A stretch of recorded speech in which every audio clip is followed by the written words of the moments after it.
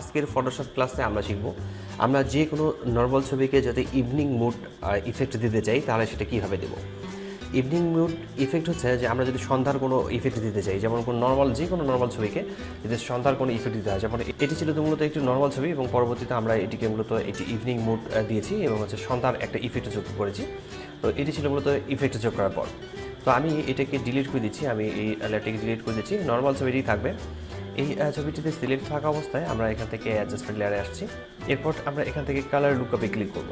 Colour লুকআপে click করলে যে dialogue বক্সটি আসবে এখান থেকে আমরা লোড 3টি এখানে দিতে পারছি এবং এখান থেকে এই মাঝখান থেকে ইটস অ্যাম্বার 3DL এই লেখাটি ক্লিক করব, তাহলে এটা সন্ধ্যার ইফেক্ট চলে আসবে। এরপর আমাদের এখানে একটি সূর্য অ্যাড করতে হবে। আমরা গুগলে সার্চ করব লেন্স ফ্লেয়ার।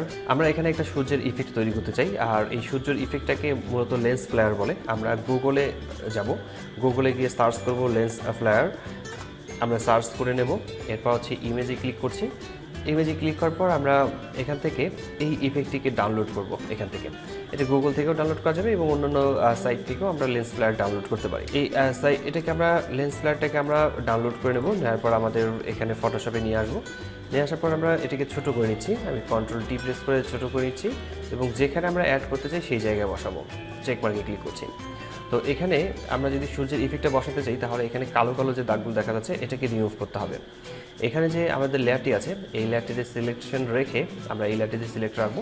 এরপর হচ্ছে নর্মালে ক্লিক করার পর আমরা এখান থেকে স্ক্রিনে ক্লিক করব। স্ক্রিনে ক্লিক করলে এর ইফেক্টটি যে কালো এরিয়াগুলো ছিল সেগুলো মূলত মুছে যাবে।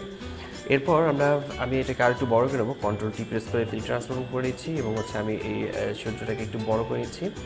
এরপর চেক মার্কে ক্লিক করছি। এর লাইট যদি আমি আর একটু বাড়াতে চাই তাহলে Ctrl+J প্রেস করে একটি কপি করে নেবো, তাহলে এর লাইটিংটা আরও বেশি করে বাড়বে। এবং আমি এগুলোকে লেয়ারগুলোকে একটি গ্রুপ করে রাখছি।